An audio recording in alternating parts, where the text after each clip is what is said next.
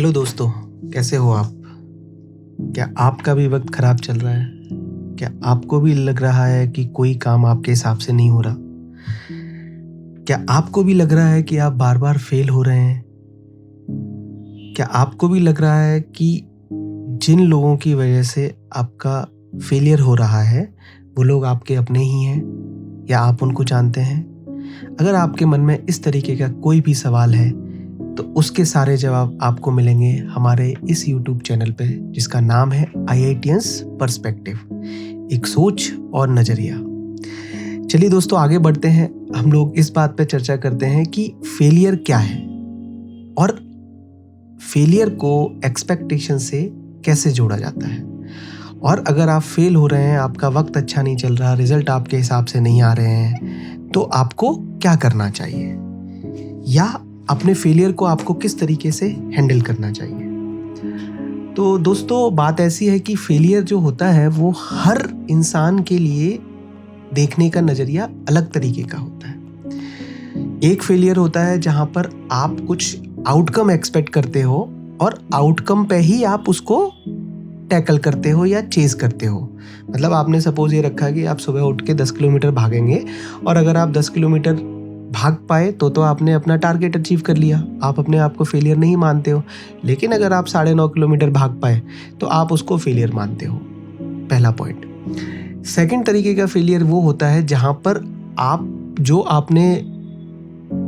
Expectation रखी है उसको तो मीट कर लेते हो। सपोज करके आप एक रेस में भागना है कि आधे घंटे में से कम टाइम में किसी को भी 10 किलोमीटर भागना है, तो कोई 25 मिनट में भाग सकता है, कोई 30 मिनट में भाग सकता है, कोई 29 में भाग सकता है। तो आप वहाँ पर क्या है कि आप 29 मिनट में भाग लिए तो आप पास तो हो गए, लेकिन कोई बंदा 24 मिनट में भागा है तो आपको क्या ये देख के फेलियर महसूस हो रहा है कि आप उस बंदे से 4 मिनट पीछे भागे हो या आपको 4 मिनट ज़्यादा लगे हैं।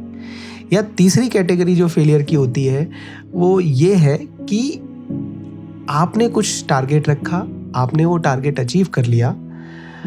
सपोज करो फिर से वही एग्जांपल कि आपको आधे घंटे में 10 किलोमीटर भागना है, आप भाग गए 10 किलोमीटर आधे घंटे में, लेकिन वो भागने के बाद भी आपके मन में कहीं ना कहीं ये कसक रह गई कि मैं इससे ज़्यादा भाग सकता था। तो ये जो फेलियर की भावना आना, आफ्टर आपके अकॉर्डिंग रिजल्ट आना, ये भी एक तरीके की सिचुएशन है, प्रॉब्लम है, और आपको लगता है कि आपके हिसाब से चीज़ें नहीं हो रही, आपके हिसाब से काम नहीं हो रहा या आप फेल हो रहे हैं। तो दोस्तों, इन सारी चीज़ों को टैकल करने के लिए हम फिर से 2-3 पर्सपेक्टिव पे बात करेंगे। मैं खुद IIT से हूँ और मैं अपने जितना भी मेरा एक्सपीरियंस है उस एक्सपीरियंस के हिसाब से जो भी मैंने चीज़ें लाइफ में फेस की हैं, जो भी मैंने सिचुएशंस फेस की हैं, उनके हिसाब से मैं आपको ये बता सकता हूँ कि आपको कोई भी फेलियर, सक्सेस, एक्सपेक्टेशन, इन सारी बातों के लिए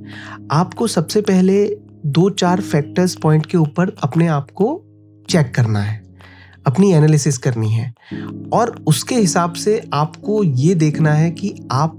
अपने टारगेट में, अपने रिजल्ट में कितना अचीव कर रहे हो और कितना नहीं कर रहे हो। तो सबसे पहली है साइकोलॉजी, कि आपकी साइकोलॉजी क्या है। आपने टारगेट रखा, आपने अचीव किया, नहीं किया, कितना किया, तो आप उसका केवल रिजल्ट आउटकम करोगे, चेक करोगे तो ज़्यादातर टाइम हम सब फेलियर होते हैं। लेकिन अगर वो जर्नी देखोगे आप, उस जर्नी के बीच में टारगेट तक पहुंचते पहुंचते जो छोटी छोटी चीज़ें हमने सीखी, जो छोटी छोटी लर्निंग्स हमने की, जो लोग हमको मिले, उन लोगों से हमने एक्सपीरियंस गेन किया, उस एक्सपीरियंस को कहीं और यूज़ किया, तो वो अगर आप अपने दिमाग में साइकोलॉजिकल पर्सपेक्टिव लेके चलोगे तो आपको कभी फेलियर महसूस नहीं होगा। सेकंड, आप फेलियर होने के बाद दोबारा अटेम्प्ट करते हो तो सबसे पहले सबसे ज़्यादा ज़रूरी है कि आपको अपना मोटिवेशन है वो हाई रखना है, और फिर आपको अपना टारगेट भी हाई रखना है। सपोज करिए आप तैयारी कर रहे हो IIT की, आप कोटा पहुंच गए, आपने पूरी मेहनत की, सारी चीज़ें आप कर रहे हो, आपके हिसाब से रिजल्ट नहीं आ रहा, कोई बात नहीं, आप अपनी मेहनत करिए, अपना 100% दीजिए। आपको अपने मन में गिल्ट नहीं होना चाहिए कि आपने मेहनत नहीं की है। अगर आपने मेहनत की है, और आपका रिजल्ट मान लीजिए थोड़ा ऊपर नीचे भी होता है, रैंक फर्स्ट नहीं आई आपकी, रैंक 500 आ गई, कोई बात नहीं, आपको IIT X नहीं मिला, आपको IIT Y मिल गया, कोई इशू नहीं है, because that is not the end of life, that is the start of life. बहुत सारे ऐसे लोग हैं जो 40-50% मार्क्स 12th में लाते हैं, उसके बाद भी बहुत सारी हाइट्स अचीव की है। और सबसे पहली चीज़, सबसे इम्पॉर्टेंट चीज़ कि अगर आप अपनी लाइफ में सक्सीड होना चाहते हैं, आपको लगे कि आप हार के भी जीत गए, तो सबसे पहले चीज़, और आप चाहते हैं आपका रिजल्ट टाइमली कंप्लीट हो जाए, आपका टारगेट कंप्लीट हो जाए, तो एक चीज़ को ध्यान रखिएगा, और ये हमारा पर्सपेक्टिव तो है ही, ये the great master blaster Sachin Tendulkar ने भी अपनी एक बुक में कहा है और कोट किया है कहीं पर कि जब वो अपनी फर्स्ट सेंचुरी बना रहे थे, तो जब वो 95 पे खेल रहे थे तो वो आउट हो गए 90s में, और वो बाद में बताते हैं, उनको 2-4 साल 5 साल बाद रियलाइज़ हुआ कि वो आउट इसलिए हो गए थे क्योंकि वो 90s पे पहुंचते ही कि जब मेरा 100 बन जाएगा तो मैं कैसे इसको सेलिब्रेट करूंगा, लोग मेरी कितनी तारीफ करेंगे, लोग मेरी कितनी वाहवाही करेंगे, वो उसको सोचने लगे। तो उनका ये पर्सपेक्टिव था बाद में, और हमारा भी ये पर्सपेक्टिव कि जब आप टारगेट के लिए तैयारी कर रहे हो